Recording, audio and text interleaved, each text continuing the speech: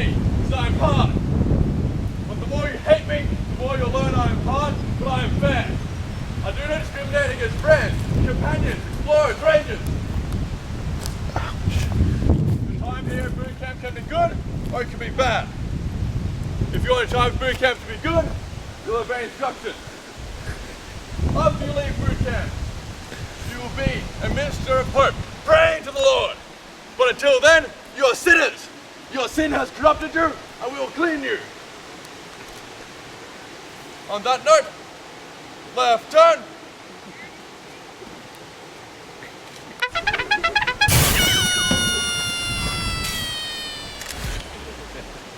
Now, please report to front desk to receive a dog tag and your identification in boot camp.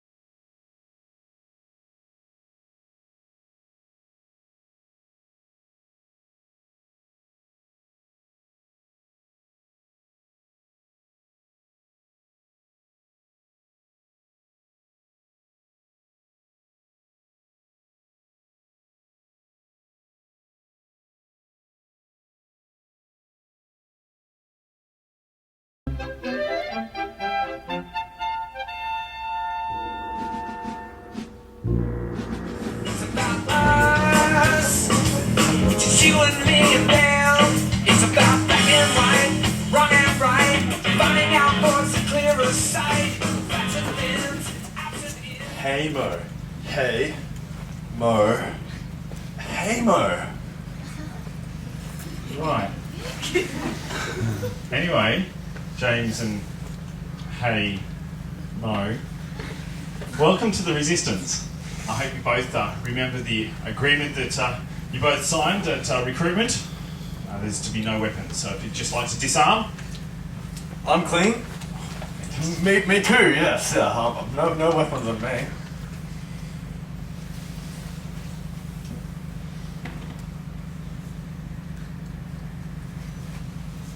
How did they get there?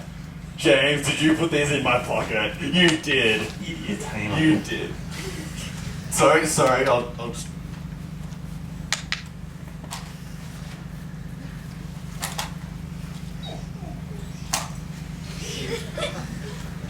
Are you guys actually sure you know what you're getting into? Do you understand? Under her belt, so just pay a bit of respect.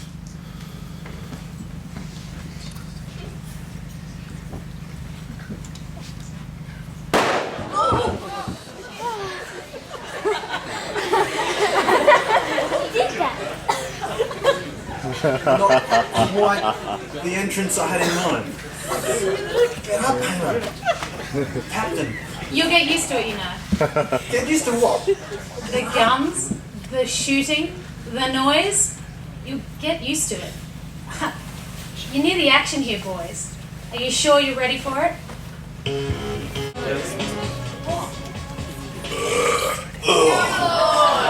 What was that? I think that was dinner. You told me this was going to be fun. No, I said I thought it was going to be the right thing to do. Oh, whatever. Anyway, what do you think of our captain? You know, she's just not. It's just. What I'm trying to say. What I'm trying to say is, you know, she's just not what I expected. Yes. Man. Wish I could go and play some golf right about now. You like golf? I live for golf, yes. It's my favourite thing. I can remember, you know, every green I've ever played on with my father, of course. See, father-son thing, but very deep, you know. I sometimes like to think about it, you know, so relaxing and calm and quiet, but all this, I don't think I'm going to have to get used to it. You will, though. Now, we have a briefing at 0500 hours. We'll take turns keeping watch. James, you can have the first shift. I'll relieve you in a few hours.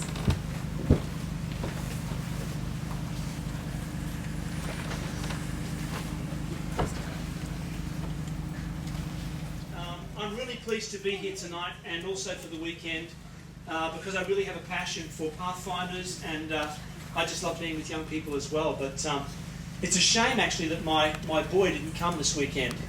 As I look out here, I can see he would have had a lot of fun with you guys. He's actually quite a romantic, my son.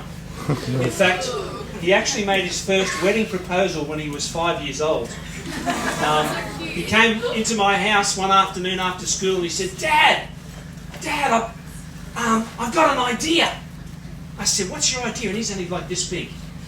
I said, what's your idea? He said, Dad, I want to get married.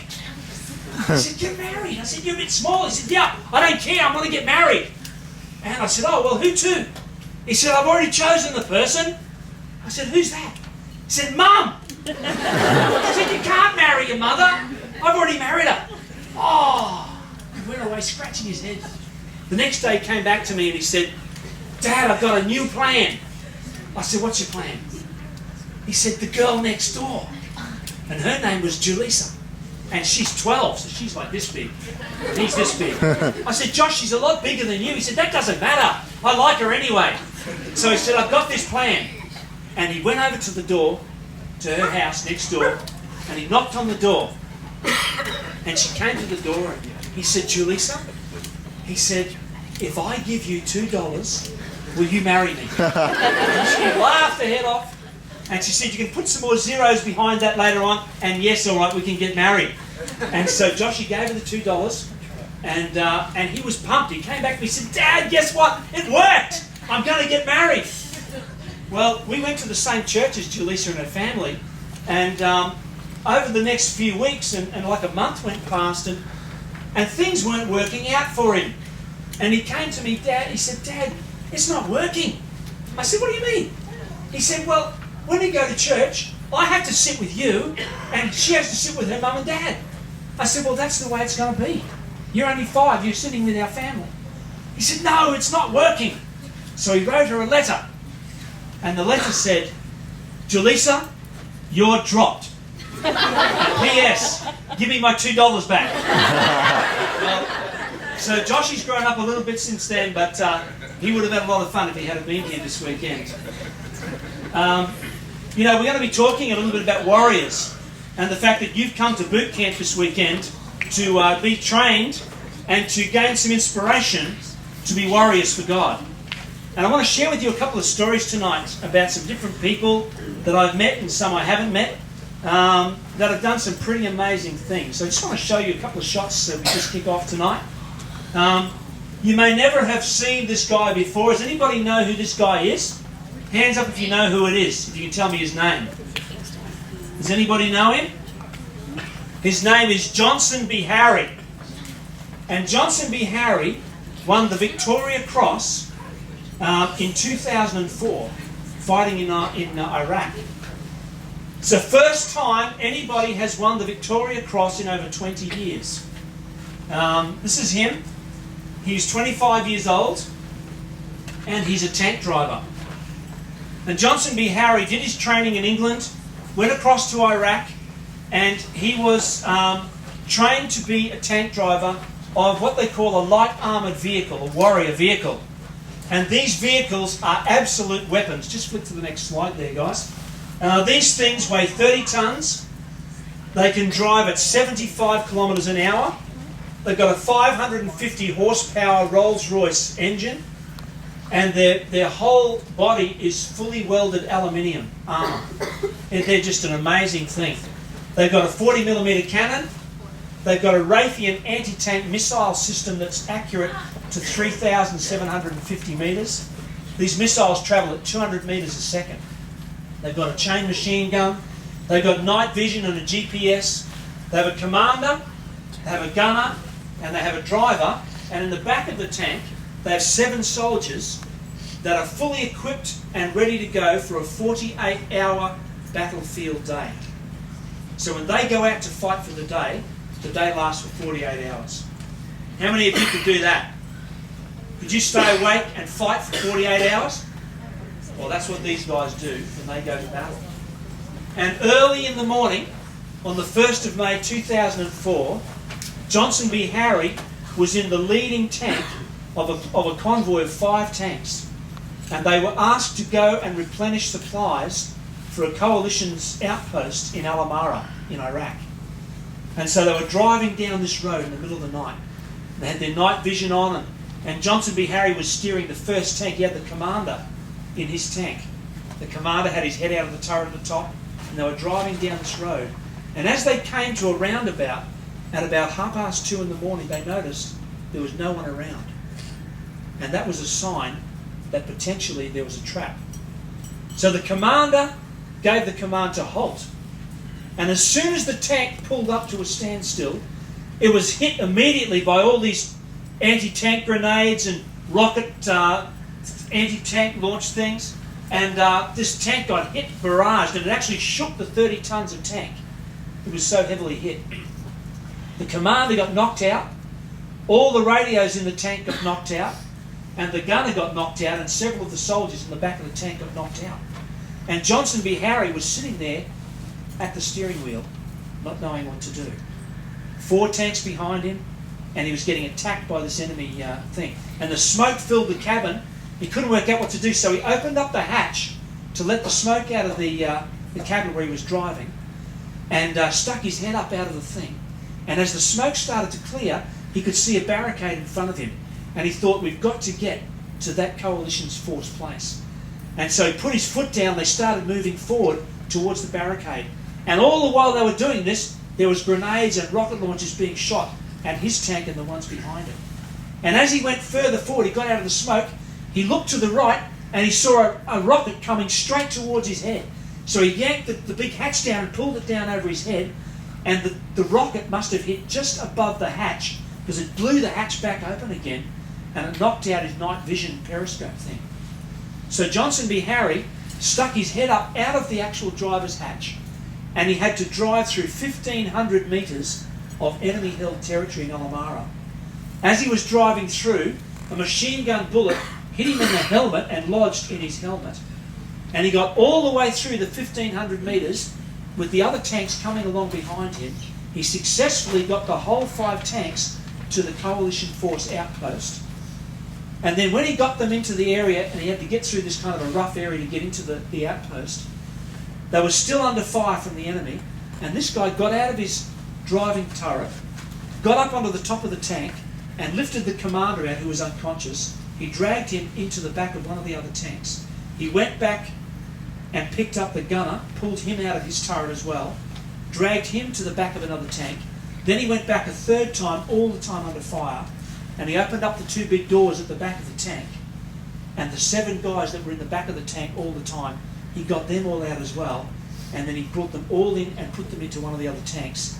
Then he got back into his own tank again when it was empty, and he drove this thing right inside the compound to get it away from the enemy. And then he pulled the fire extinguisher and closed down the engine. Only then, when he'd done all that, did he fall unconscious from his own injuries and exhaustion. Johnson B. Harry. 5 weeks later, after he'd been in hospital and recovered from his injuries and all the crew were back on deck again, he went out and did virtually the same thing again, and survived and saved his whole tank crew a 2nd time in 5 weeks. And Johnson B. Harry was awarded the Victoria Cross. Just flick down the next slide there. to the next one as well. This is him now. His wife, the second time, you can see this bit of a ripple in his head here. The second time, one of the grenades went off right above his turret and actually gave him a fractured skull. And he actually did the whole thing with a fractured skull the second time round, and blood pouring down over his face so he could only see through one eye. We're talking about a warrior here.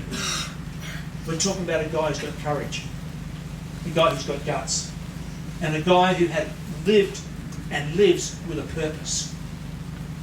Somebody who knows what he has to do and has got the courage and the guts to get out and do it.